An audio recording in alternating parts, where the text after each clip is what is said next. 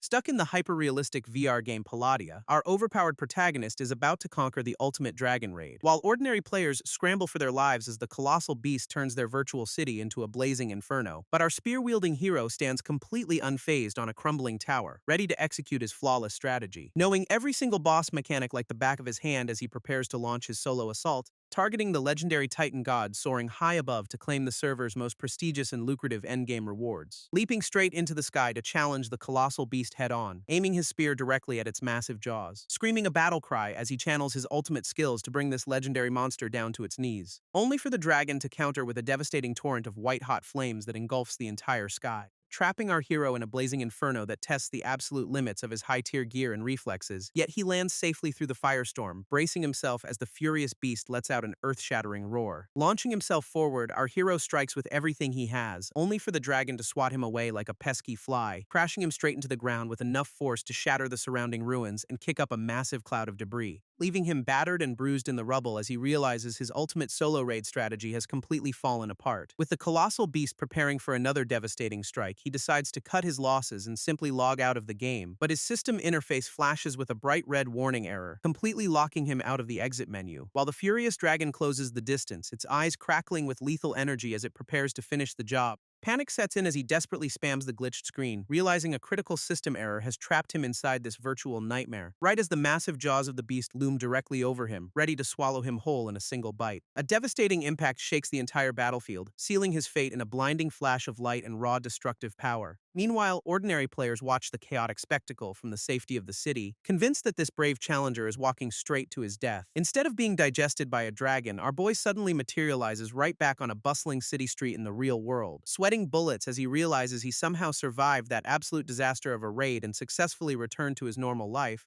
But his peace is short-lived when he spots a massive digital billboard broadcasting the very same beast that just wrecked him. Walking through the crowded crosswalk while completely lost in thought, he tries to process how a virtual nightmare felt so incredibly real, only for a massive yellow truck to suddenly barrel down the road, catching him completely off guard as it rushes past, gasping in sheer panic as his vision suddenly flashes, sending him spiraling right back into the chaos he thought he escaped. Next thing he knows, he is face down in the freezing snow, bleeding out while a monotonous system warning blares in his ear, forcing him to open his eyes and curse the annoying robotic voice that refuses to give him a single moment of peace. Dragging his battered body through the crimson-stained snow, while internally complaining that the game developers couldn't even afford a decent voice actress, before finally pulling himself up to, he has somehow been transported straight to the game's notorious northern ice fields. Staring at his hands in disbelief, our hero panics as he realizes he is still trapped inside the hyper-realistic world of Palladia. But before he can even process his situation, a sudden, blinding headache strikes him, forcing a painful groan from his lips, as a flood of foreign memories rushes into his mind, showing a young boy named Alvin living a peaceful tribal life before tragedy struck, clutching his head in agony as he tries to make sense of these new memories belonging to a kid from the frozen north, only to realize with absolute dread that Alvin is actually a Quest NPC, meaning he has somehow transmigrated directly into the game. Desperate for answers, he commands the system interface to open, hoping there is still some way to escape this virtual prison. But while the logout button remains completely glitched, his new character sheet reveals stats that are ridiculously high for a starting area, leaving him staring in disbelief at a pay-to-win stat template that no ordinary tribal youth could ever dream of possessing, especially when he spots a heaven-defying attribute called Core, which apparently has the power to reshape the very rules of the world, confirming that this SSR-grade trait is the exact same legendary talent he once unlocked back during his glory days as a pro player. Realizing this legendary talent allows him to build any class around it, he stares in awe at the title of Descendant of the Star Forger, which means he didn't just transmigrate into some random barbarian kid, but the future level 80 raid boss known as the Star Forging Titan, a terrifying endgame threat that players jokingly called the Black and Brave King, who ruled over a massive mountain of bones and skulls. Looking down at his blood-stained hands, our boy wonders if he truly has the potential to become that world-ending monster. But the freezing wind quickly snaps him back to reality, reminding him that he is currently just a shivering, injured kid. Especially with the upcoming game updates bringing the rise of hostile nations and the absolute chaos of 1,000 towers, followed by the devastating skeletal tide that will soon unleash massive hordes of glowing undead monsters across the entire land, and the dangerous alchemic ascension where mad goblin scientists will stop at nothing to brew their chaotic, power-boosting potions. Knowing every single one of these world-ending calamity events is a literal death sentence, he realizes only the strongest players will survive. forcing him to clutch his chest and swear that he will do whatever it takes to avoid dying a pathetic early death. Running through the freezing snow while leaving a trail of blood, Alvin realizes the deadly winter storm known as the White Tide is fast approaching, and with his current low-level body already reaching its absolute limit, he collapses face first into the endless, unforgiving frost.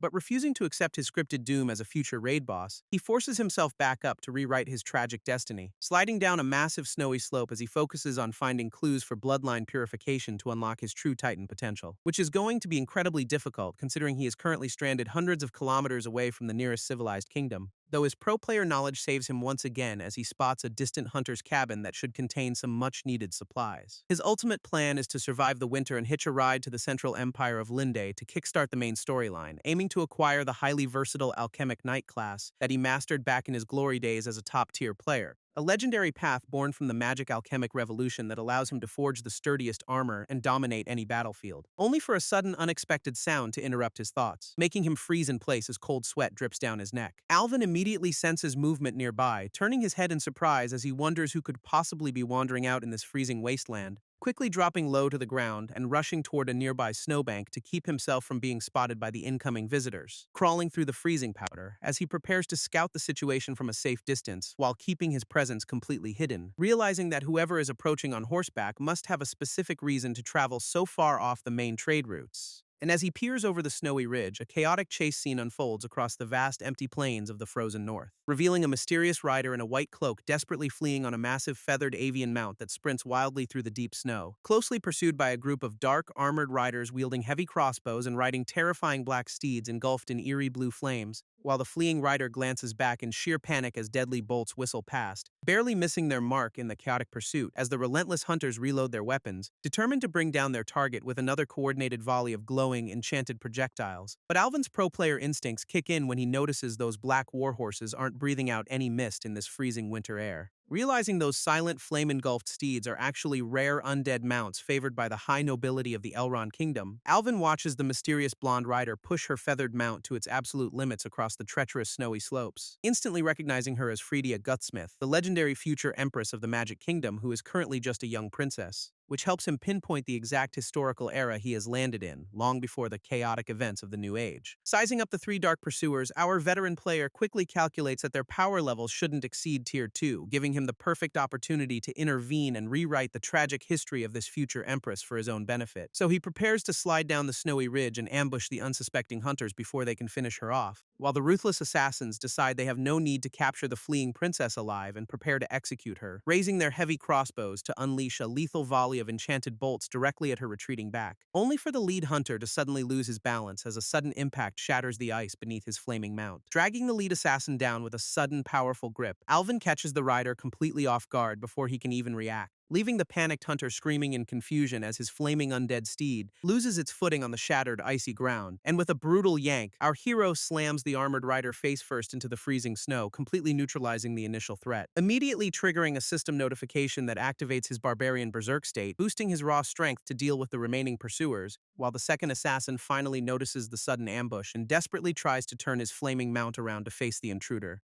only for Alvin to leap through the air with his blade drawn, calling them out for daring to injure the princess's rare mount, catching the second hunter completely by surprise as a cold steel blade cuts through his defenses before he can even raise his weapon, pinning him to the ground while confirming these attackers are indeed the notorious Elrond Kingdom operatives he recognized from his past life, which prompts the final assassin to charge forward in a desperate bid to save his comrade, screaming for Alvin's head. But our overpowered protagonist easily outmaneuvers him, using his companion as a meat shield to block the incoming attack with absolute ease. Alvin notes that the Blood Race's durability is pretty impressive, meaning his meat shield won't die from internal injuries just yet, while nearby the princess's giant avian mount lets out a panicked shriek as it struggles to maintain its footing in the snow, forcing Fredia to cling on for dear life as her wounded beast desperately tries to escape the chaotic battlefield. Seeing the distraction, the lead assassin orders his remaining ally to go execute the princess while he personally handles our troublesome hero, mocking his captured comrade for letting a low-tier barbarian overpower him and bringing shame to their noble Nightborn bloodline. But Alvin simply tosses the heavy, armored operative aside like a sack of potatoes, completely unfazed by the leader's arrogant trash talk. which forces the boss to catch his battered subordinate while the system helpfully displays their exact power tiers above their heads, allowing our veteran player to quickly calculate that he is facing one Tier 2 leader and two Tier 1 lackeys, a manageable matchup, until the furious leader suddenly lunges forward with his blade drawn, determined to end this fight instantly, forcing Alvin to brace himself as a flurry of blindingly fast rapier strikes tests his reflexes to the absolute limit. Barely dodging a lethal slash to his face, Alvin realizes this Tier 2 leader is actually fast enough to pose a genuine threat, but he quickly shuts down the assassin's momentum by grabbing the man's wrist, locking his weapon in place with a smug grin, before channeling his raw power into a glowing aura-infused fist to show the arrogant noble exactly how a real pro fights, leaving the operative staring in absolute horror as he realizes he has completely underestimated this seemingly low-level barbarian youth, right before Alvin unleashes a devastating, bone-shattering strike that sends the elite assassin flying backward through the freezing winter air. Grateful for his Berserk state's massive pain reduction buff, our hero barely feels the impact of the clash as his opponent collapses, casually kicking the unconscious leader aside while openly mocking the elite Elrond operatives for their pathetic lack of real-world combat experience, only to turn around and find Princess Freya standing over another fallen assassin, desperately hoisting a massive rock above her head, slamming it down with surprising ferocity to make absolutely sure her pursuer won't be getting back up anytime soon,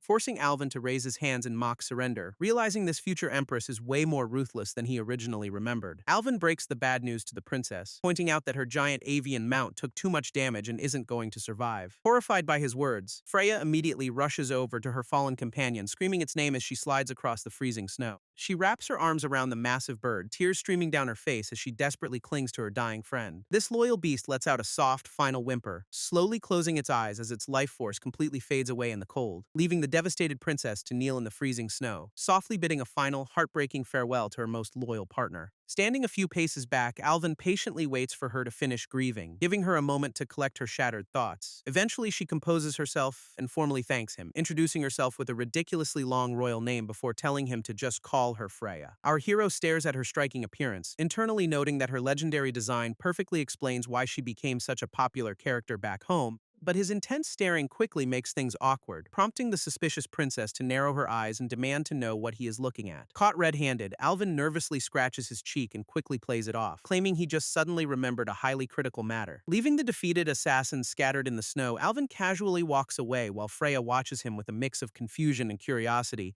But instead of acting like a noble savior, our boy immediately starts looting the bodies because a pro player never leaves free money behind, ruthlessly prying a valuable magic core right out of the unconscious assassin's mouth while ignoring the guy's muffled groans of absolute agony. Watching this bizarre display of greed, the bewildered princess decides to break the ice by asking for his name and where he comes from, and he proudly introduces himself as Alvin Aryan, a simple northerner, striking a heroic pose that completely belies his ruthless looting habits, which instantly triggers a shockwave of recognition in Freya as she mutters the legendary title of the Blessed First Son in complete disbelief, leaving Alvin surprised that she actually knows the ancient saga, though she quickly explains she studied the dead language back in the capital library, prompting him to ask why these elite operatives were hunting her down, knowing he needs to milk this conversation for every bit of lore. And she drops a massive bombshell by revealing her true identity as the first princess of the powerful Elrond kingdom, explaining that she was targeted by these deadly assassins while traveling to her graduation ceremony at the prestigious Royal Academy. Alvin asks her how she ended up stranded hundreds of kilometers away from her home country in this freezing wasteland, and Freya explains that she had to flee the capital to avoid falling into a deadly trap set by her own people, referring to the magic kingdom of Elrond, a nation infamous for taboo necromancy whose ruler is literally known as the Demon King, which originally started as a peaceful tribe of medical sorcerers before religious zealots forced them to migrate to the frozen north, forcing them to research extreme survival methods and evolve their medical skills into bizarre monster-fighting hex modifications to combat the local beasts, eventually birthing the terrifying necromancer class, allowing their spellcasters to freely manipulate zones for ultimate power, ultimately leading to a secret body remodeling ritual that could completely alter a person's physical form from the inside out. While the high nobility hid their monstrous power behind bizarre skeletal appearances, the common folk didn't have it nearly as good, often receiving cheap, mass-produced modifications that fused them with beasts like oxen or gorillas to serve as low-tier labor demons, leaving Alvin to marvel at the fact that this seemingly helpless princess would eventually lead a massive revolution to overthrow them all.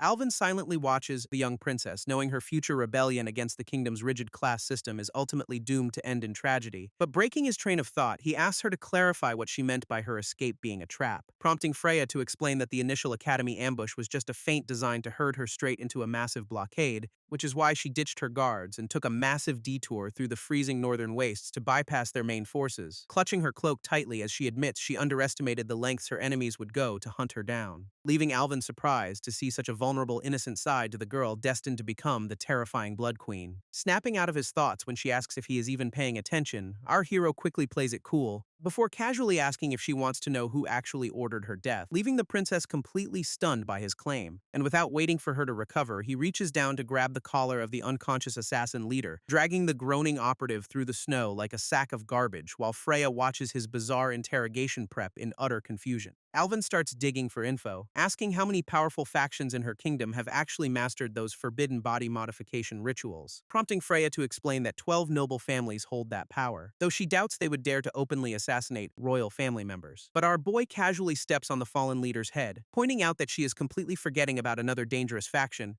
leaving the confused princess to tilt her head and ask who could possibly have the authority and motive to pull this off. Smiling confidently, our hero calls out the necromancers, mockingly asking the supposedly unconscious assassin beneath his boot if he agrees. Right on cue, the operative's eye snaps open in silent shock as he realizes his clever act has been completely blown, sitting up with a creepy chuckle while admitting he really didn't expect a simple northern barbarian to see right through his disguise, as his disguise begins to melt away, revealing a terrifying skeletal jaw that crackles with dark, forbidden magic. Freya immediately recognizes the horrific spell marks of a grand wizard, realizing they are dealing with a highly advanced corpse proxying technique, while the skeletal puppet slowly rises to its feet, mockingly addressing her by her true academic title as a legendary magical genius. Snapping his skeletal fingers, the operative boasts that they prepared a deadly contingency plan, thanks to the support of some mysterious exalted ones, while a dark magic circle erupts beneath him, sealing the area as he mockingly tells Freya she almost succeeded in escaping. But the real horror begins when his physical vessel begins to tear open, initiating a bizarre transformation that splits his proxy body apart, revealing a massive, multi-eyed skeletal entity that aggressively rips through its human host to unleash its true, terrifying power, as a colossal, skinless giant fully materializes amidst a storm of dark energy, ready to crush any opposition in its path,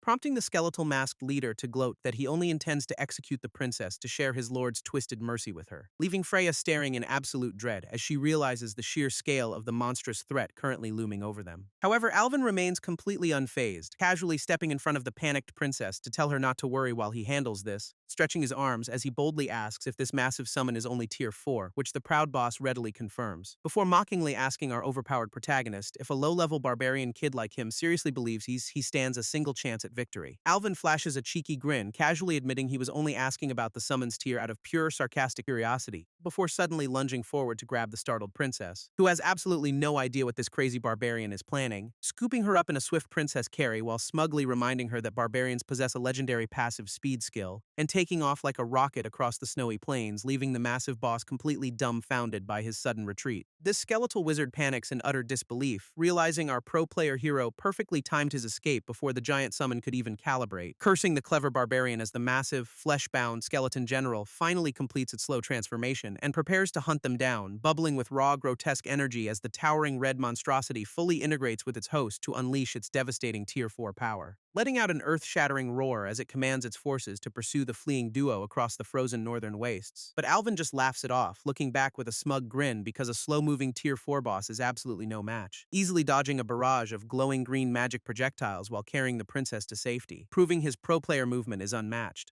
Dodging a barrage of green magical explosions, Alvin sprints through the snow with the princess slung over his shoulder like a sack of potatoes, while the furious red monster chases them down, demanding to know how a mere barbarian could possibly understand the secrets of high-level necromancy. But our boy just looks back with a smug grin, casually claiming he is nothing more than a passing barbarian who knows his stuff. Refusing to let them escape, the towering skeletal beast pursues them across the frozen wastes, screaming that they will take those secrets to their graves, as it begins channeling a massive amount of dark magical energy, preparing to unleash its ultimate highly destructive area of effect spell. Green lightning crackles around the monster's skeletal jaw as the lethal spell fully charges, ready to vaporize everything in its immediate path, prompting Freya to shriek in absolute terror as she instantly recognizes the legendary high-tier spell known as the Finger of Death, only for Alvin to remain completely calm, telling her to hold still as he firmly grabs her to adjust his grip for a sudden dodge, leaving the flustered princess to blush furiously and scream at him for his incredibly rude and highly inappropriate hand placement, right as the devastating beam of light erupts behind them, forcing our hero to leap high into the air to escape the blast. Alvin calmly counts down the seconds in his head, perfectly predicting the exact moment the enemy's ultimate spell will reach reach its peak power. Ignoring the panicked princess's complaints about his speed as he quickly summons a lightweight folding crossbow directly from his system inventory, aiming the weapon backward while still on the run to launch a massive high-velocity bolt straight toward the pursuing monster's gaping maw, which connects with pinpoint accuracy, shattering the beast's skeletal jaw and interrupting its devastating spell before it can even fire, triggering a massive fiery explosion that tears the towering red giant apart and scatters its grotesque bones across the snowy battlefield. As the smoke clears, the colossal proxy body collapses heavily into the freezing powder, completely neutralized by Alvin's flawless counterattack, allowing our hero to finally set the princess down and casually declare that the immediate danger has passed, leaving Freya staring at him in absolute shock as she struggles to comprehend how a mere barbarian kid just one-shot a giant, though the dissolving skeletal boss lets out a final, lingering threat, promising to remember Alvin's face before its dark magic completely fades. Shifting the scene far away to the gloomy, rain-drenched streets of Evanmoor, the grand capital city of the powerful Elrond Kingdom. Deep within the rainy corridors of the Demon King's palace, a pink-haired prince rushes through the grand estate with urgent news,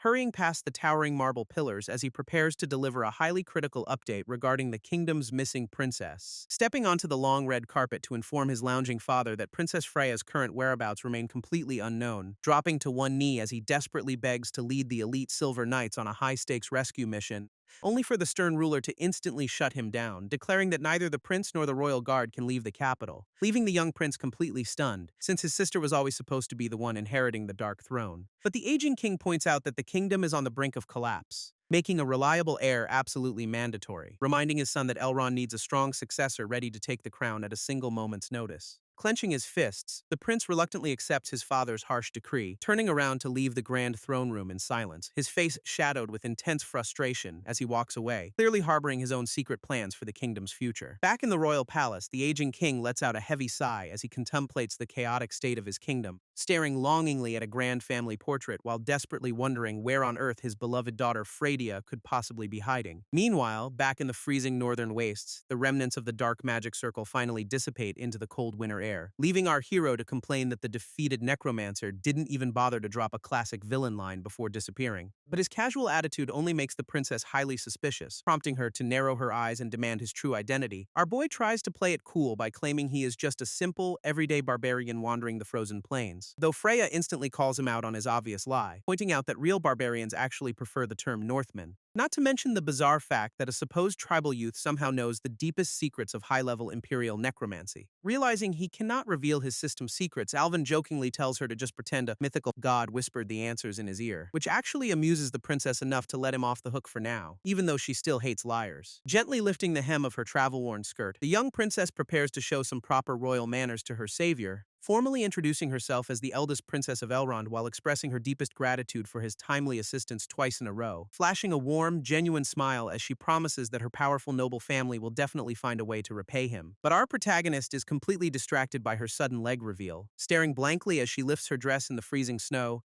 letting out a sudden, breathless gasp of absolute shock as he mutters the word white with wide, completely stunned eyes, prompting the embarrassed princess to instantly cover herself in a panic, screaming at him to turn his eyes away from her, though Alvin quickly raises his hand to defend himself, desperately trying to explain that she has completely misunderstood his sudden outburst, because he was actually pointing at the massive, terrifying wall of snow known as the White Tide currently barreling down the mountain, leaving the bewildered princess with absolutely no time to process the danger before our hero suddenly scoops her up like a sack, sprinting for his life across the treacherous slopes as the devastating avalanche threatens to bury them both under a mountain of ice. Seeking shelter from the devastating avalanche, the duo manages to find refuge inside the cozy, snow-covered hunter's cabin just in time, where a large iron pot of hearty soup boils furiously over a crackling fireplace, filling the small room with much-needed warmth, allowing Alvin and Freya to finally sit down by the hearth and recover from their frantic escape through the freezing wilderness. Sipping his hot broth, our hero casually asks the princess how she actually planned to survive those 3 vampire assassins without his help, prompting Freya to confidently hold up a delicate, glowing flower bracelet while telling him she had a secret weapon ready all along, which Alvin instantly recognizes as a high-tier gem scroll, realizing the devastating magical item would have easily obliterated her pursuers in seconds. Impressed by his vast game knowledge, Freya smiles warmly and challenges him to deduce the real motive behind this sudden assassination attempt, so our pro player leans back and asks her to think about who stands to gain the most if she were eliminated, leaving the princess to look down with a heavy heart as she admits the crown would likely pass to her younger brother, Otto. Alvin's eyes widen in sheer disbelief as he recalls the royal family tree, instantly remembering that pink-haired, cross-dressing prince from the game's lore. Alvin warns Freya not to be deceived by appearances, explaining that her younger brother Otto wouldn't actually benefit the most from her untimely demise. Freya sips her soup and agrees, noting that Otto's succession would only intensify the bitter struggle between the kingdom's reformists and conservative nobles.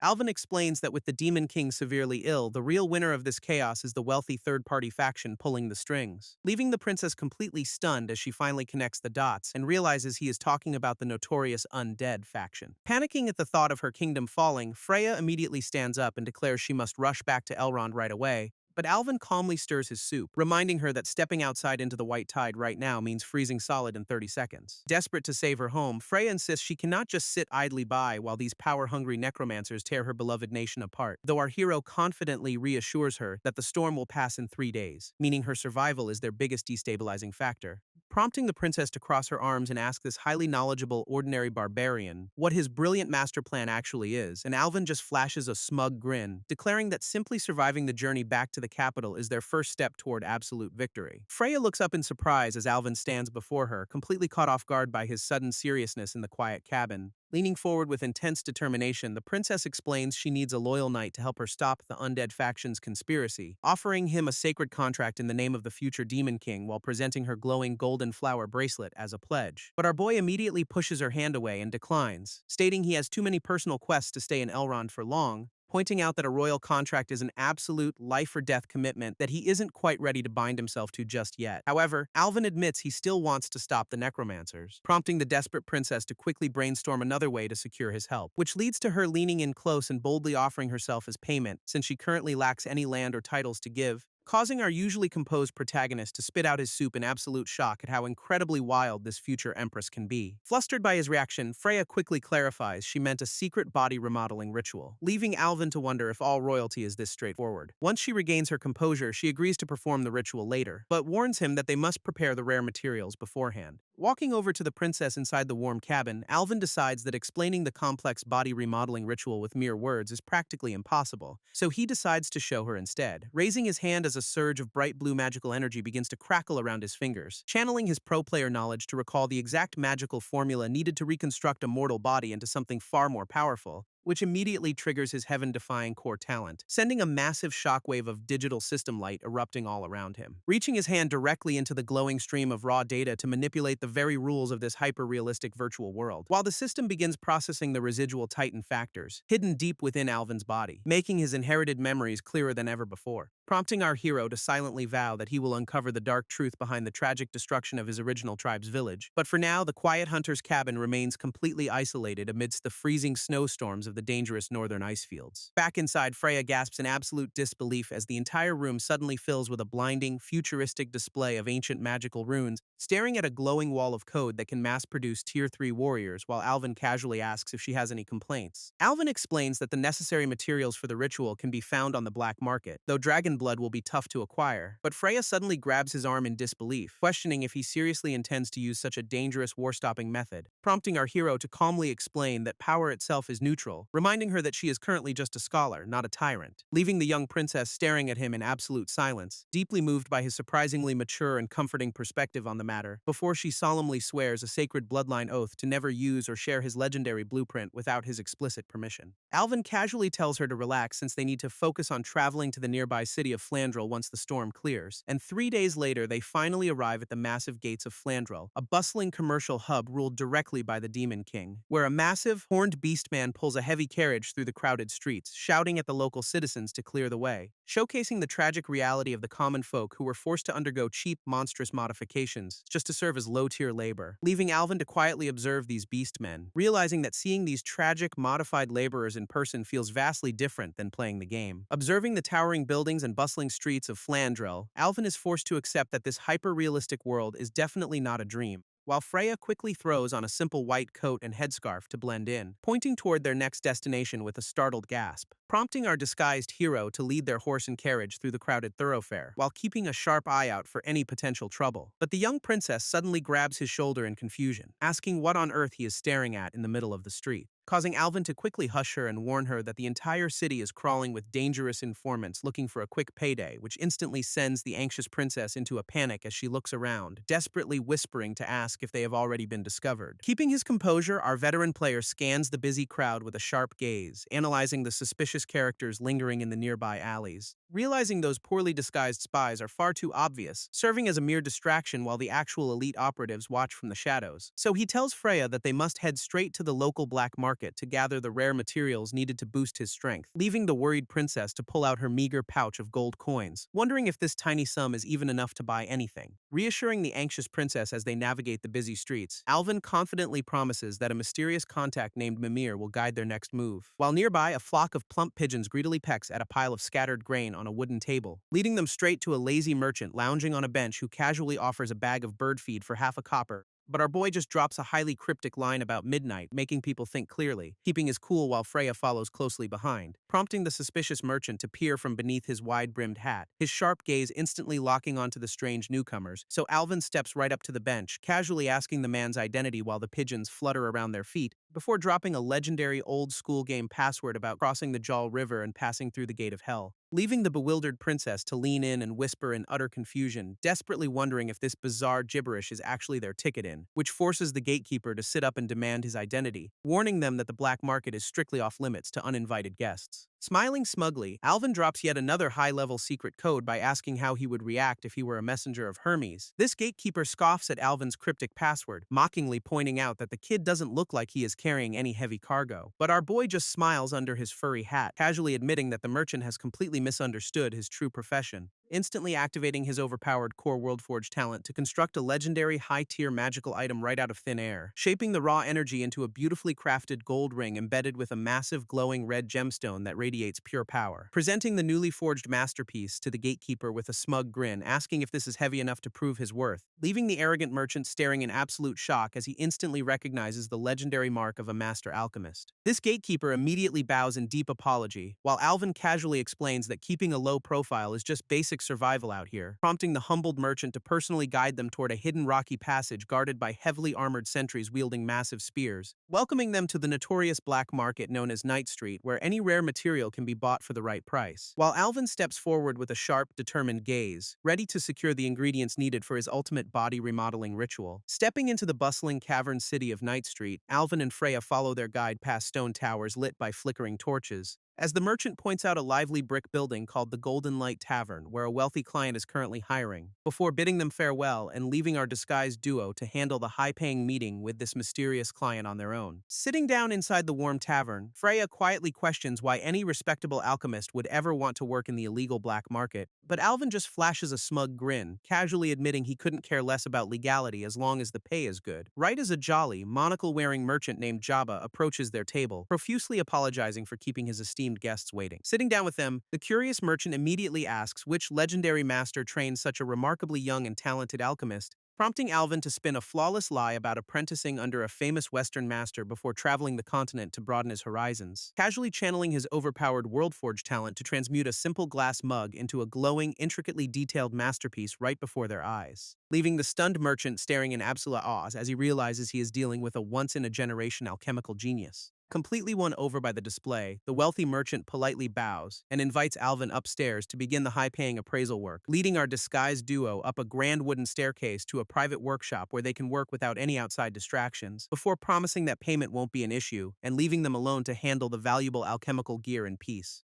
Once they are alone, Freya questions him about his supposed master Edward Elric, only for Alvin to admit he got the name from a novel, leaving the princess completely dumbfounded that our bold protagonist actually used a fictional character to fool a prominent black market merchant. Alvin just laughs it off, pointing out that the job pays over 1,000 gold pounds before telling her to list the raw materials they need, though Freya remains highly skeptical, anxiously wondering how he plans to appraise all these complex magical items without getting caught. But our overpowered hero simply flashes a confident grin, instantly activating his core WorldForge talent to analyze the gear with absolute ease. 2 hours later, the heavy wooden door of the private workshop swings open to reveal that their work is finally complete, as Alvin confidently presents the finished appraisals alongside a list of rare materials, leaving the merchant absolutely thrilled with the results. Clutching the list of rare materials, Jabba profusely thanks the young alchemist and promises to deliver everything to the guild before sunset, while Freya quietly nods in agreement, keeping her royal identity hidden beneath her simple maid disguise as Alvin stands silently beside her. Politely tipping his hat, the wealthy merchant bids them a respectful farewell, completely unaware of the massive storm he is stepping into. Though as he walks away, Jabba shivers in confusion, wondering why a mere maid's glare could make a seasoned merchant's legs tremble. Suddenly, his guard leans in to whisper a massive secret, revealing that some dangerous pale-faced operatives are hunting a duo from the ice fields, prompting the greedy merchant to instantly connect the dots, ordering his subordinate to contact their boss because these guests are incredibly valuable, still sweating profusely as he realizes that the girl's terrifying high-class aura makes perfect sense if she is actually a runaway princess, with his guard confirming that the description matches their mysterious new clients perfectly, leaving no room for doubt about their true identities. So Jabba commands him to notify the chief immediately, determined to play both sides of this dangerous game for a massive payday. Meanwhile, our disguised duo arrives at the grand stone-carved entrance of the Alchemists Association, ready to begin their high-level body remodeling preparations. Alvin sighs as he looks over their gathered materials, realizing that even a wealthy black market merchant like Jabba couldn't source rare dragon blood. But Freya suddenly steps forward with a determined look, drawing a sharp dagger from her sheath without a single moment of hesitation, leaving our hero to stare at her in complete disbelief, instantly realizing the crazy sacrifice the princess is about to make. Without flinching, she slices her own arm to draw the royal bloodline's essence, proving she is far more than just some delicate noble, carefully collecting the precious crimson liquid into a small glass vial to serve as the final catalyst for Alvin's body remodeling ritual, before holding up the glowing sample with a proud smile, casually asking if this is enough to get their ultimate plan started.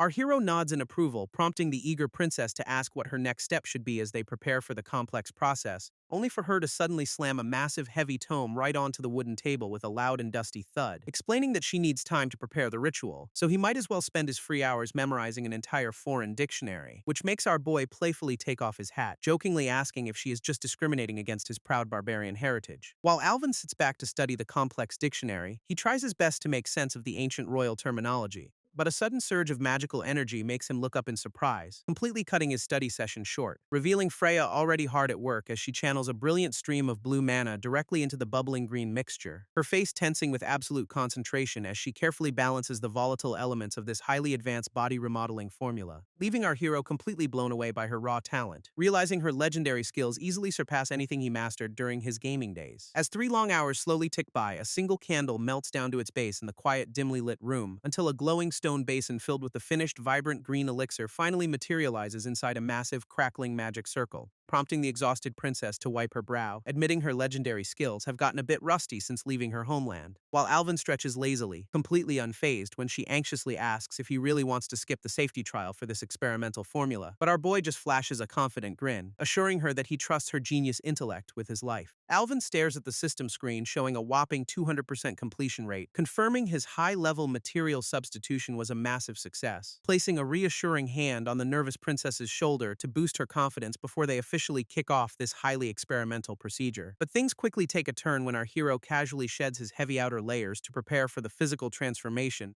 showing off a ridiculously shredded physique that definitely belongs to a top-tier barbarian as he confidently declares they are ready to begin, leaving the poor princess to cover her face in absolute embarrassment, completely flustered by his sudden and highly unnecessary disrobing, though Alvin just tells her to look away while he casually strips down to his undergarments to ensure maximum magical conductivity, forcing Freya to focus as she carefully paints complex magical runes onto his bare back while casting a protective false life spell, which immediately activates a glowing golden magic circle across his skin, sealing the defensive enchantments directly into his physical vessel. And with the preparations complete, she reminds him that her water-breathing spell will keep him from drowning in the volatile mixture, allowing our overpowered protagonist to confidently step right into the glowing green basin to begin his ultimate game-changing body remodeling process. Freya nervously swishinses from the sidelines as our hero prepares to submerge himself, admitting she is still incredibly anxious about this experimental procedure. But Alvin just flashes a reassuring grin while stepping into the glowing green vat, reminding her that he is doing this for his own power, slowly closing his eyes as he fully submerges into the warm, bubbling elixir to let the ancient magic wash over his physical vessel, leaving the young princess to quietly repeat his words like a mantra while our hero floats peacefully beneath the surface of the volatile mixture, until a sudden, violent vortex of green energy erupts within the tank, swirling with intense magical power as the remodeling process officially begins.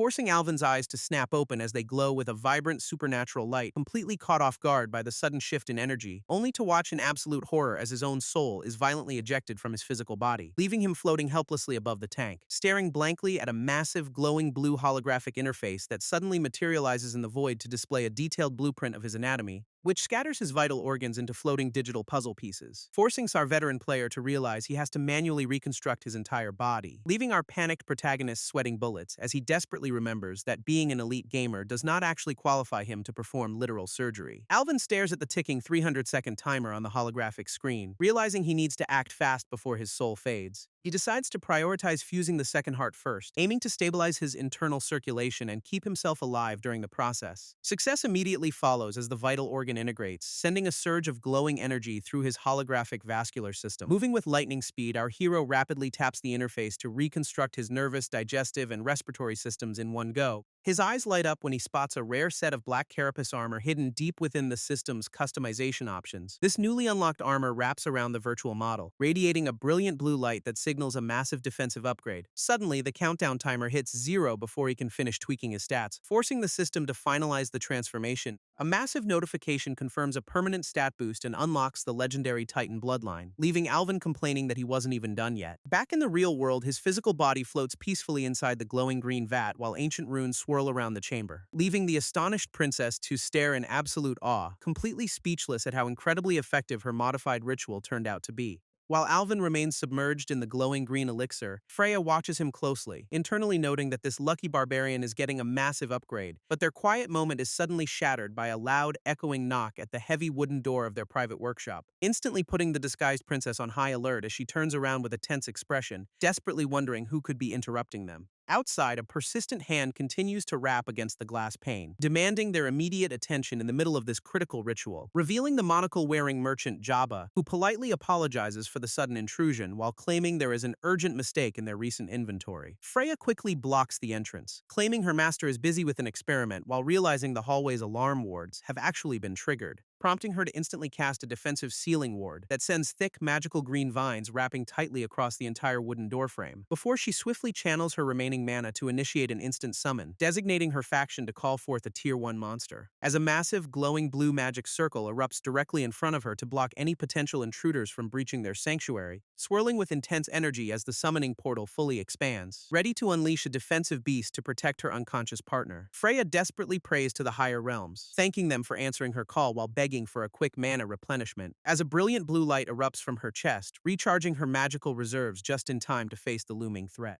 Meanwhile, the greedy merchant continues to shout through the vine-blocked window, desperately trying to salvage his double-crossing scheme before it completely fails. But the princess completely ignores him, focusing all her energy on rapidly stacking multiple tiers of monster summons in a row, calling forth a massive armored polar bear and a glowing spirit wolf to stand guard against the impending breach, creating an absolute fortress of beasts around her as the glowing magic circle expands to fill the entire private workshop. Stepping up her game, she prepares to unleash a legendary fifth circle spell to summon a truly elite planar protector, prompting a magnificent golden crest to materialize in the air as a majestic winged choir angel descends from the heavens, revealing the legendary warrior Gabrielle, whose blinding light and sheer presence instantly shift the balance of power in their favor, who immediately embraces the young princess while solemnly swearing to fight by her side until the bitter end. Inside the workshop, Freya's summoned beasts stand ready to defend their position, growling as they prepare for the inevitable breach. Meanwhile, the greedy merchant Jabba orders his 2 muscle-bound thugs to bust the door down, expecting an incredibly easy victory. One of the massive thugs confidently throws his entire weight against the wooden entrance, hoping to shatter it with brute force, only for the princess's defensive ward to trigger a massive magical shockwave, violently blasting the attackers backward in a flash of light. This defeated thugs crash heavily onto the floor, groaning in pain while cursing the powerful magic protecting the room, prompting a highly annoyed Jabba to lose his patience, instantly commanding his entire squad of armed mercenaries to force their way inside.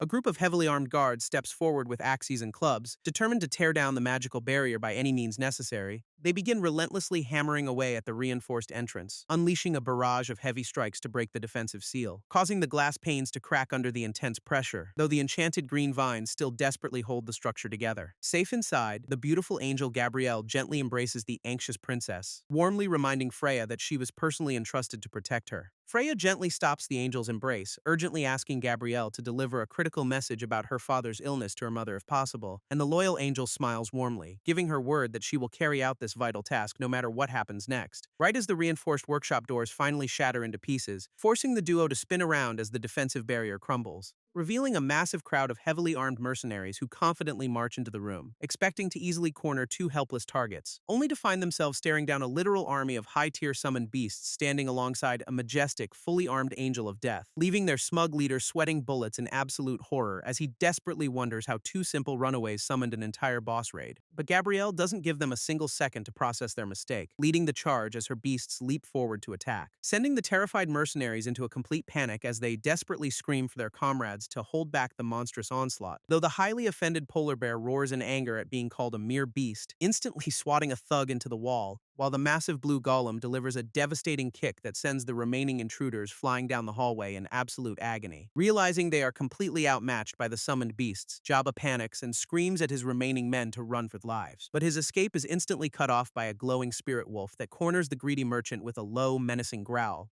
prompting Jabba to desperately pull out a dagger while nervously trying to bribe the terrifying beast with some imaginary treats, only for the magical wolf to completely ignore his pathetic offering, letting out a deafening roar right in his terrified face before lunging forward to deliver a crushing blow that shatters the merchant's defenses and sends him crashing to the floor. With the threat neutralized, Gabrielle fastpalms in disappointment, teasing the princess for keeping her hidden just to hang out with a barbarian, walking over to the glowing magic circle where Alvin remains submerged, while Freya desperately tries to defend her questionable life choices, peering closely into the green vat to inspect the mysterious youth who managed to charm her beloved summoner so easily, only to gasp in absolute shock upon realizing Freya sacrificed her own royal bloodline essence to perform this forbidden ritual, leaving the flustered princess to blush furiously as she struggles to explain her highly suspicious relationship with our sleeping hero. While Alvin remains submerged in his high-level evolution tank, the princess looks at him warmly and admits he has become an incredibly important friend to her, pleading with our sleeping hero to wake up soon so they can finally escape this dangerous black market together. But her quiet moment is suddenly cut short by a strange, unsettling sound echoing from the shattered hallway outside, prompting the startled princess to spin around in confusion, desperately wondering what could possibly be happening to their defeated attackers, only to find her summoned beasts standing over the fallen mercenaries as a sinister dark purple mist begins to rise from their bodies, realizing with absolute horror that the unconscious thugs are rapidly dying from a highly volatile pre-planted curse spell that is dissolving their life force, which Gabrielle confirms was designed to instantly trigger upon defeat, leaving Freya to realize they are being framed as ruthless mass murderers. Right as a mysterious dark-cloaked individual steps through the shattered doorway, mockingly greeting the princess as his dear old classmate, sending a massive shockwave of pure dread through the young royal as she instantly recognizes the chilling voice of her former peer, staring in absolute disbelief at the glowing red eyes of Cheon Paulus, a dangerous rival who has finally tracked her down. Freya immediately confronts Cheon, demanding to know if the Necromancer faction has officially betrayed her royal family by launching this attack, but the smug villain just pulls back his hood, mockingly calling this a simple reunion between old classmates to downplay the treason, prompting Gabrielle to quickly step in front of the princess, warning her to stay alert as a highly sinister energy begins to fill the room.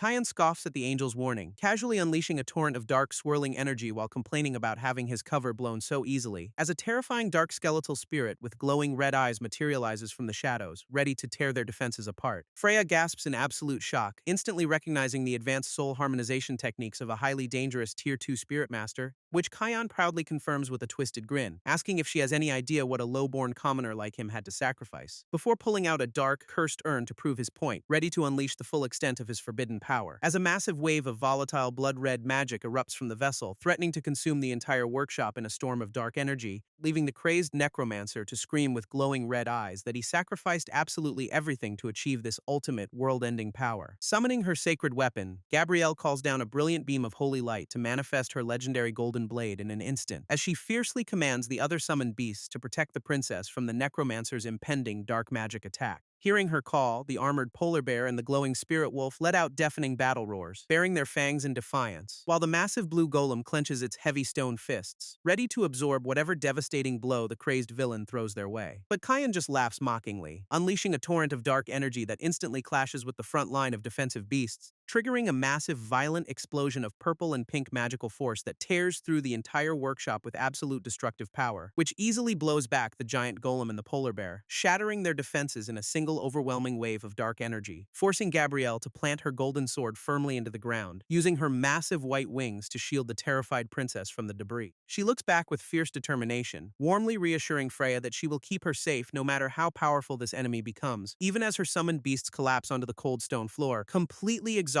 and battered by the necromancer's terrifying opening move. Freya frantically warns her allies to stay back, reminding them that taking damage in their physical forms could easily prove fatal. But Gabrielle quickly reassures her that the initial blast has cleared, pointing through the rising smoke at a terrifying new threat, leaving the anxious princess to stare in absolute horror as she desperately tries to identify the massive silhouette looming before them, revealing a towering dark-armored nether iron guard that crackles with ominous purple energy and wields massive bone-chilling weapons of war, prompting Freya to gasp in disgust as she realizes the wicked necromancer actually sacrificed the souls of his fallen thugs to summon it, though Cheon just laughs it off, mockingly asking if the noble princess is seriously crying over a bunch of low-life criminals, which immediately prompts Gabrielle to step forward, righteously declaring that committing evil deeds against bad people still makes you a monster. But the smug villain merely sneers at her holy lecture, sarcastically praising the angel's bright and incredibly useless sense of justice, before his face twists into a sinister grin, casually asking why he should care about morality when he holds all the power, unleashing a surge of dark energy as he commands his towering iron giant to launch a devastating, all-out attack on the duo. This massive nether iron guard swings its giant blade, unleashing a wave of dark purple energy that threatens to crush everything in its path, prompting Gabrielle to quickly yell for Freya to cover her as she readies her golden sword to meet the terrifying onslaught head-on, clashing her holy blade directly against the giant puppet's weapon in a spectacular shower of golden sparks and dark energy. But the sheer weight of the undead giant's strike proves incredibly difficult to push back, radiating a heavy, oppressive aura, leaving the powerful angel completely stunned as she realizes this mindless puppet possesses far more raw strength than she initially anticipated. So Frey steps up to cast a defensive spell, shouting that she will protect her summon as a glowing magic circle erupts, allowing Gabrielle to gratefully thank her summoner before delivering a devastating kick that forces the armored giant to take a step back, though she quickly realizes that bypassing this massive shield to reach Cheon himself is going to be an incredibly tedious task. Watching from the sidelines, the smug necromancer mockingly taunts the princess, claiming her royal bloodline performance is honestly a massive disappointment, before looking around in confusion to ask where that loud-mouthed barbarian went, wondering if the kid simply abandoned her and fled. Freya looks down anxiously at the glowing vat, desperately pleading for Alvin to wake up before their defenses completely crumble, touching her golden flower bracelet as she realizes she might have to unleash her final trump card to survive this onslaught. But Cheon just laughs maniacally, mockingly pointing out that the barbarian must be undergoing the royal family's highly sacred body remodeling ritual. Suddenly, a massive muscular arm reaches out from the steam, completely catching the smug necromancer off guard in the middle of his monologue, as a powerful hand slams directly onto Cheon's face, violently cutting off his gloating with a satisfying and heavy crash,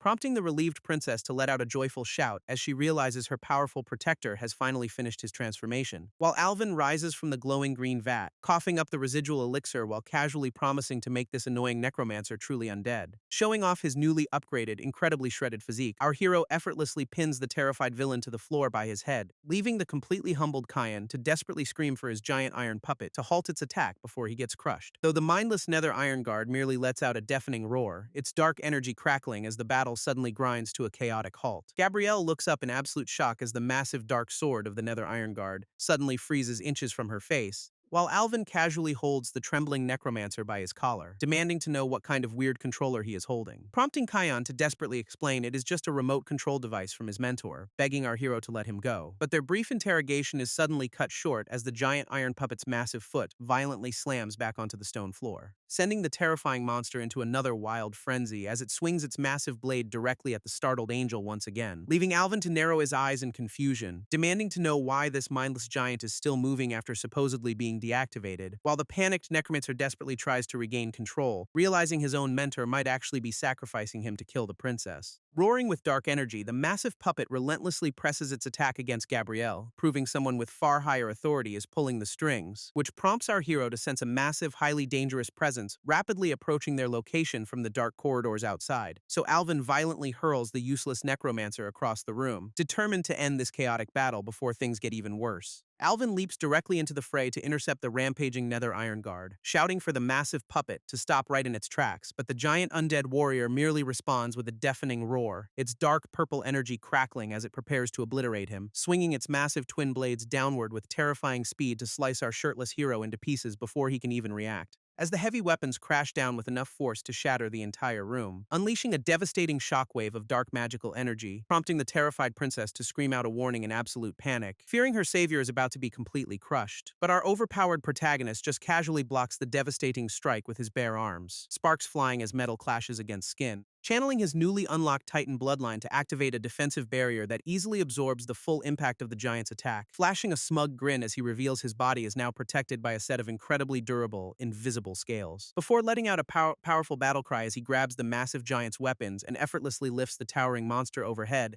violently slamming the armored puppet onto the stone floor with a devastating crash that completely shatters the enemy's defenses. With a single devastating slam, the massive iron giant completely shatters into a cloud of dust, ending the terrifying threat in an instant, leaving our shirtless hero to casually dust off his hands, looking completely unfazed by the absolute destruction he just caused with his bare fists. Before he slowly walks over to the defeated necromancer, looking down with a smug grin to ask if he has any final words, prompting the terrified Cheon to desperately warn him that his powerful mentor will arrive in the city in less than half an hour, which only triggers Alvin's system interface to display a legendary vision of a supreme warrior surrounded by dragons and ancient glowing blades. But instead of worrying about the impending threat, our pragmatic hero decides to use the next 2 minutes to handle some urgent business. When the dust finally settles, Alvin emerges wearing Cheon's high-tier black cloak, happily tossing a heavy pouch of stolen loot in his hand, leaving the humiliated necromancer shivering on the cold floor in his underwear, screaming in absolute rage that his clothes were stolen too, prompting Gabrielle to ask why he spared the villain, though Alvin calmly explains that keeping a cowardly traitor alive is far more strategically useful. Before the trio quietly slips out of the Grand Alchemists Association, ready to navigate the dangerous streets of Flendrell before the mentor arrives. Stealing a high-end carriage to make their grand escape, Alvin crashes the vehicle straight through the upper floor window of the building, steering the runaway transport with a wild grin on his face as they plummet directly toward the busy cobblestone streets below. While up in the air, the beautiful angel Gabrielle flies alongside them, safely carrying the anxious princess in her arms, prompting the winged warrior to look down in absolute disbelief, screaming at our hero to ask if he even knows what he is driving. But Alvin just looks back with his usual carefree attitude, completely unfazed by the fact that they are currently hurtling through the sky, casually laughing as he admits he has absolutely no clue how to operate this thing and is currently reading the instruction manual, waving the crumpled papers triumphantly as he proudly announces he just identified the vehicle as a rare Dawn Type 1 Magitech carriage, which doesn't help their situation at all as the heavy vehicle suddenly accelerates, hurtling down the narrow city streets at breakneck speeds, forcing our panicked protagonist to snap out of his excitement as he realizes they are heading straight toward a massive brick wall, desperately grabbing the emergency brake lever with all his strength in a frantic attempt to slow their chaotic ride down before they crash. Pulling a wild drift around a tight city corner, Alvin desperately yanks the controls of the stolen Magitech carriage to avoid crashing, while the beautiful angel Gabrielle flies overhead carrying the princess, leaving our boy to laugh maniacally as he finally masters the high-speed vehicle. But their chaotic joyride is suddenly cut short when a massive ominous column of pitch-black smoke begins rising from the distant castle towers, prompting the startled angel to gasp in confusion while Alvin looks up with a grim expression, instantly sensing a terrifying magical presence approaching. Realizing this dark cloud is actually a high-level spell cast by Lucius Sulla, a notorious Tier 4 Grand Wizard leading a massive undead army. Knowing they stand no chance in a direct pursuit, Gabrielle suddenly drops Freya off at the carriage and tells them to escape without her, fiercely declaring that she will hold off the terrifying Grand Wizard alone to buy them enough time to make their grand getaway, which immediately panics the young princess, who desperately warns her loyal summon that using her ultimate soul-damaging spell is far too dangerous. Though the brave angel just flashes a reassuring smile, reminding Freya that this physical form is merely a temporary projection of her true self, before she boldly charges straight into the swirling black abyss, leaving the crying princess to scream her name as the carriage speeds away. Charging directly into the dark abyss, the brave angel Gabrielle channels every ounce of her holy power to face the Grand Wizard's army. She unleashes a blinding, colossal wave of sacred light that slices through the sky like a massive glowing blade of pure energy, slamming directly into the swirling vortex of pitch-black necromantic smoke to temporarily halt the terrifying advance of the undead forces. But the angel's eyes suddenly widen in absolute shock as she senses a massive ancient presence stirring deep within the dark clouds, revealing a towering skeletal bone dragon that crackles with ominous purple energy, mocking her futile attempt to stop their overwhelming march.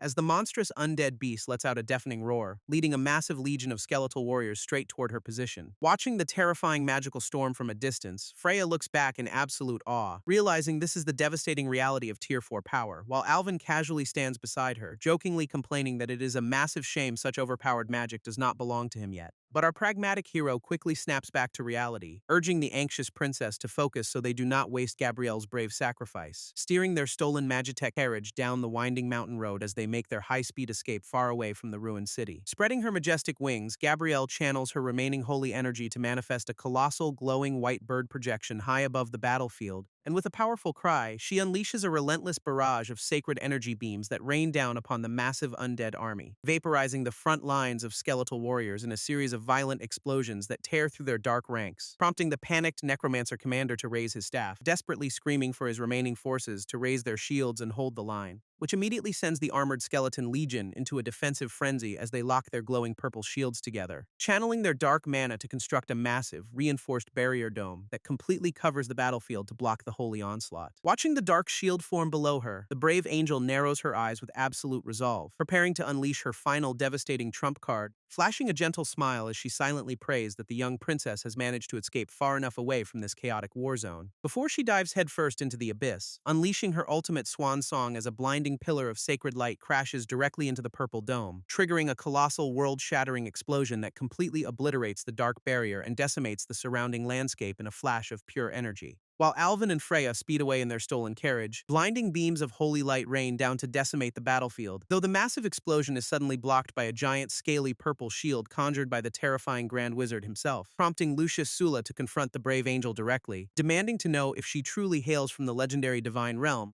his glowing purple eyes narrowing as he questions what kind of secret relationship she shares with the runaway first princess, only for Gabrielle to flash a smug grin and boldly flip him off, telling the old man to mind his own business, unleashing one final golden slash to cover her retreat while promising to bring her real axe next time they meet, leaving the Grand Wizard to laugh maniacally as her projection fades, deeply intrigued by the princess's surprisingly powerful allies, still chuckling to himself as he wonders just how many hidden forces are currently protecting the royal heir in the shadows, before his amused expression suddenly hardens into a grim frown, realizing simple hunt is becoming far more complicated than expected. Knowing their targets have escaped, the powerful necromancer commands his remaining forces to retreat, vanishing into a dark cloud of smoke. This stolen Magitech carriage rumbles along a dusty dirt path, kicking up massive clouds of white smoke as they flee the city, but their high-speed escape suddenly grinds to a halt in a peaceful grassy field when they completely run out of fuel and water, prompting Freya to lean out of the carriage window in confusion, asking Alvin if he can hear the faint sound of someone crying nearby, which instantly puts our hero on high alert as he scans the vast, sunlit fields to locate the source of the distress. Spotting a group of devastated locals wailing in absolute despair over a massive, bloody corpse lying in the middle of the crops, leading Alvin to casually assume that a poor farmer is just mourning the sudden loss of his valuable plowing ox. But the princess quickly corrects his assumption with a deeply serious expression, warning him that this is no ordinary farm animal, her eyes narrowing as she delivers the chilling revelation that the deceased victim lying in the field is actually a human, specifically a horned beastman belonging to the proud people of Elrond, whose tragic demise hints at a far more sinister threat. Meanwhile, deep inside a dark corridor outside a mysterious laboratory, a pale, mutated escapee crawls desperately across the cold stone floor. Still shivering on the cold floor in his underwear, the humiliated Cheon curses the barbarian who stripped him of his dignity and gear. But his angry rant is suddenly cut short when a dark, green-glowing silhouette materializes in the shadows directly behind him, revealing a cold-eyed operative named Kuro Wygees, who calmly announces he has arrived to officially relieve the failed necromancer of his duties,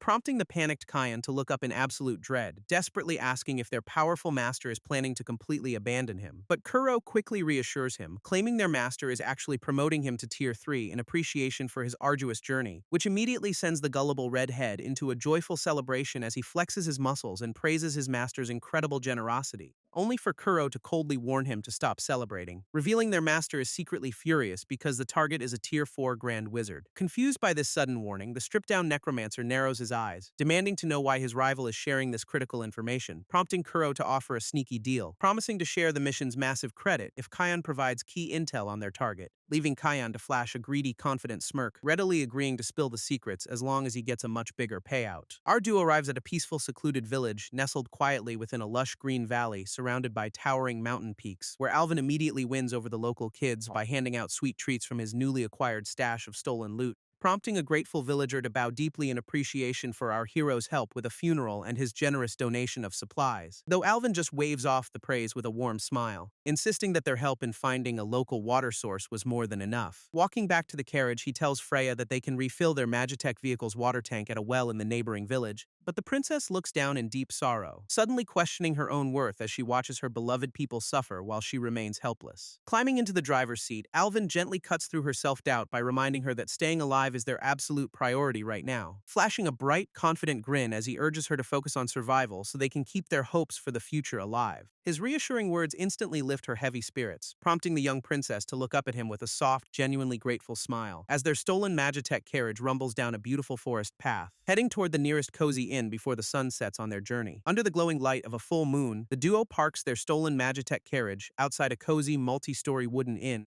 where a friendly server immediately delivers a piping hot pot of savory meat and vegetable stew directly to their table, allowing our hungry travelers to finally relax and dig into a hearty meal after their incredibly chaotic escape from the city. Though Freya soon questions why he insisted on booking two separate rooms if they actually planned to sleep in the same one, prompting Alvin to explain that booking two rooms is a clever decoy strategy to keep any potential pursuers completely guessing before he flashes a smug, teasing grin, asking if she secretly thought he just wanted an excuse to share a room with her. Flustered by his playful teasing, the princess immediately blushes and snaps back, telling him to stop spouting such ridiculous nonsense. But their lighthearted banter is suddenly shattered when a loud, violent crash erupts from the main dining hall, startling them both, sending the terrified patrons into an absolute panic as they scream for everyone to quickly block the windows from whatever is outside, right as a terrifying, scaly green monster with razor-sharp claws bursts through the shattered glass to launch a sudden attack. This scaly green beast lets out a terrifying roar as it crashes into the cozy inn, ready to tear the plate apart, but a broken wooden chair leg suddenly flies through the air with the speed and force of a deadly ballista bolt,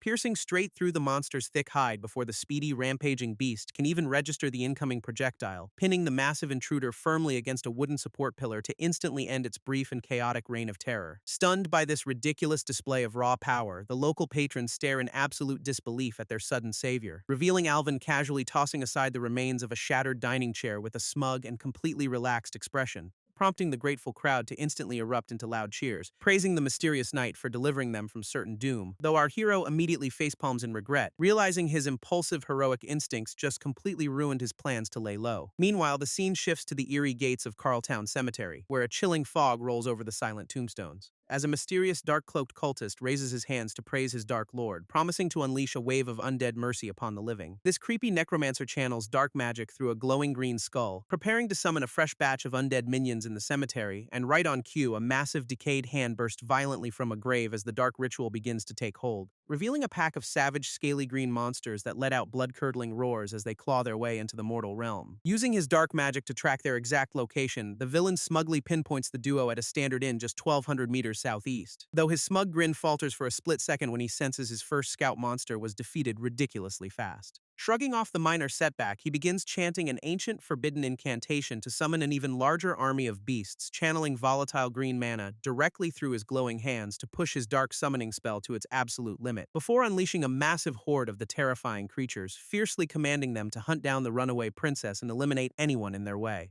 Back at the cozy inn, Alvin's sharp senses instantly pick up the approaching threat, prompting him to warn the patrons to arm themselves, sending the terrified villagers into a frantic panic as they desperately barricade the doors and board up the windows to survive the onslaught. Alvin quickly takes charge of the chaotic situation, ordering the men to hold the ground floor while sending the women and children upstairs, but their frantic defensive preparations are suddenly interrupted by a loud, heavy pounding against the reinforced wooden entrance of the cozy inn, prompting our hero to quickly raise his finger and hush the terrified crowd, urging everyone to remain absolutely silent. Slowly stepping toward the barricaded door, Alvin keeps his guard up as he prepares to investigate the source of the noise, only to hear a woman's desperate voice screaming for help from the other side, begging them to open up before the monsters catch her, which immediately causes one of the panicked villagers to shout that they need to open the door and save her right away. But Alvin instantly yells for everyone to wait, refusing to let his guard down in the middle of a literal monster siege, leaning closer to the wooden frame to cautiously ask the screaming woman exactly how many beasts are currently chasing her, only for the voice to frantically reply that there are far too many to count, desperately pleading for them to unlock the door, leaving the impatient villagers to angrily protest Alvin's caution, screaming that they will be responsible for her death if they keep waiting. Alvin questions the screaming woman about her situation, but she desperately claims she is completely alone while begging them to open the door, crossing his arms with a smug grin as he points out the obvious logical flaw of her surviving a massive undead horde solo, leaving the gullible villagers to sweat in sudden realization, finally understanding that this desperate plea for help is actually a deadly trap. Right as a violent barrage of heavy blows rattles the reinforced wooden door, sending splinters flying as the barrier begins to buckle, prompting a terrified patron to panic and ask what their next move is while our hero remains completely calm under pressure. Turning to the nearest villager, Alvin casually demands a weapon to handle the situation, completely unfazed by the chaos unfolding around them, which prompts the trembling man to hand over a basic iron sword, our protagonist firmly gripping the hilt to prepare for battle, winding up with incredible speed as he charges directly toward the shaking entrance with his eyes locked onto the target, before thrusting the heavy blade straight through the thick wooden door to strike the hidden monster waiting on the other side, triggering a massive explosion of splinters and dust as the entire entrance shatters violently to officially kick off the chaotic counterattack. Sharp bone claws suddenly pry open the wooden doorframe, instantly revealing that these aren't just mindless beasts acting on basic instinct, prompting Alvin to realize a highly skilled necromancer must be actively micromanaging their movements to coordinate such a tactical breach, before the entire wooden barricade violently shatters into a million pieces, sending a massive cloud of dust and debris flying into the room. As a towering, muscular green monster covered in sharp spikes steps through the wreckage, ready to tear the survivors apart, letting out a deafening, blood-curdling roar that shakes the entire wooden inn to announce its terrifying arrival to the cowering patrons. But our overpowered hero instantly shuts it up with a single, devastating slash of his sword, slicing the beast clean in half,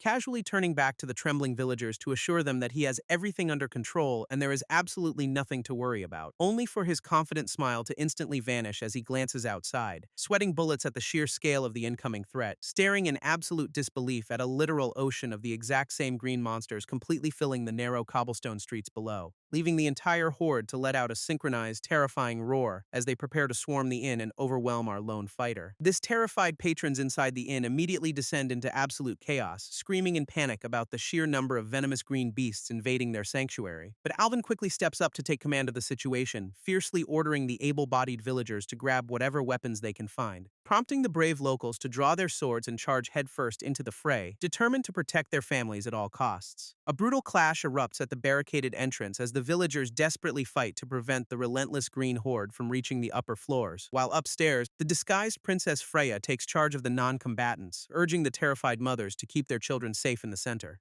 These frightened families huddle closely together in the shadows, trembling in absolute silence as the sounds of violent combat echo from below, only for their temporary safety to be shattered when a massive, spiky green monster violently crashes through the upper window with a deafening roar, landing heavily on the wooden floorboards in a cloud of dust, leaving the startled princess to spin around as the threat reaches their sanctuary. Raising her hand to cast a defensive spell, Freya desperately tries to keep the cowering crowd calm while preparing to face the beast alone, but the invading monster is suddenly pelted by a hilarious barrage of flying wooden mugs and metal forks that completely halt its deadly advance. Instead of cowering in fear, the brave local women immediately grab kitchen knives to form a defensive wall around the terrified children, prompting the confident Elrond woman to smile warmly, realizing she doesn't have to worry about these fierce villagers handling themselves. As she swiftly channels her own magical reserves, chanting an ancient incantation to manifest a glowing blue crystal directly between her hands. Sharp shards of magical ice instantly materialize in the air, crackling with intense elemental energy as they prepare to launch forward, before she unleashes a devastating frozen blast that slams directly into the invading monster, completely shattering its defenses in a single shot. Stepping up to protect the non-combatants, she raises her hands to summon a massive glowing blue magic circle that forms a protective barrier, flashing a confident smile as she silently tells Alvin to leave the entire second floor to her while he handles the main threat. Meanwhile, on the ground floor, our hero stands victorious over a massive pile of defeated green beasts alongside the exhausted local defenders. But Alvin quickly realizes they cannot survive a prolonged siege, telling the villagers he is heading outside to hunt down the necromancer himself, leaving the startled guards to nod in agreement, promising to hold the line and protect the inn until their powerful savior returns. Charging straight into the street, Alvin swings his sword with absolute fury, demanding the green monsters get out of his way. But his path is completely blocked by a massive, endless wave of undead beasts stretching as far as the eye can see, forcing our boy to unleash another devastating slash to carve a path through the dense crowd of snarling green ghouls, only for his basic iron weapon to suddenly shatter under the intense pressure, snapping clean in half with a loud crack.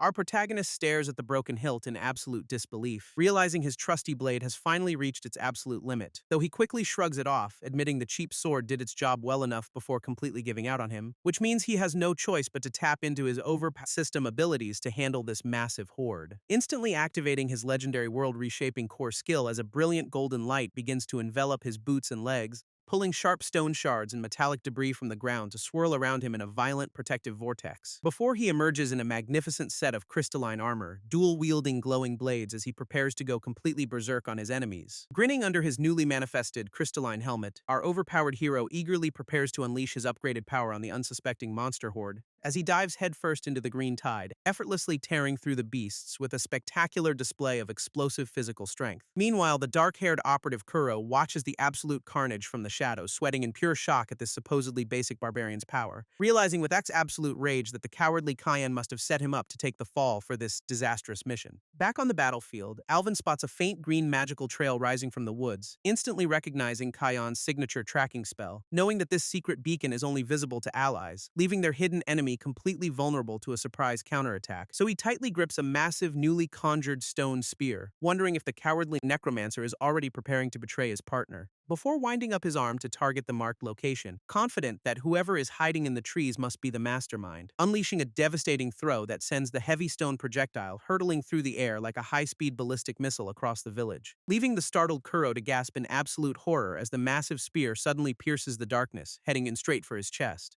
Kuro braces for the incoming stone spear, only to be completely blindsided by a sudden glowing purple blade from behind. This treacherous attack pierces straight through his chest, leaving the stunned operative gasping in pain as his own ally betrays him. Cheon leans in close with a twisted smirk, mockingly reminding his dying partner of their old instructor's lesson about making the impossible happen. Kuro stares back with wide, trembling eyes, desperately trying to comprehend why his fellow cultist would suddenly turn on him like this. Withdrawing his blade, the ruthless necromancer simply shrugs it off as business, letting the dying operative collapse onto the forest floor. Turning around, Cheon is suddenly confronted by our blonde hero, who calmly steps out of the shadows to greet his old classmate. Instead of fighting, the pragmatic villain immediately tries to negotiate, casually asking if Alvin would be interested in forming a temporary partnership. This prompts our skeptical protagonist to narrow his eyes, curiously asking how exactly such a shady alliance is supposed to work. Cheon explains that Alvin must mobilize the capital's reform faction to stir up trouble and force his own powerful mentor into exile, leaving our clever hero to cross his arms with a smug grin, demanding to know the real motive behind this sudden betrayal. Cheon confidently explains that exiling his mentor will create the perfect power vacuum, giving him the golden opportunity he needs to reach Tier 4, prompting Alvin to cross his arms and pragmatically demand to know what kind of compensation they will receive in exchange for this risky alliance. So the shady necromancer promises to stall the reform faction's double agents, ensuring that any distress signals from the princess are delayed for days, while also guaranteeing them a safe escort back to Evanmore using his family's elite forces, making the offer sound surprisingly tempting. Alvin flashes a devious smirk and readily accepts the deal, confidently promising that the Grand Wizard is in for a very bad time, leaving Cheon to casually walk back into the dark woods, warning our hero to actually deliver on his end of the bargain. Standing alone in the quiet village, Alvin ponders Cheon's claim that Freya would only send a distress signal to protect others rather than herself, leaving our hero deeply suspicious of how intimately the necromancer understands the princess, wondering what kind of secret history they actually share.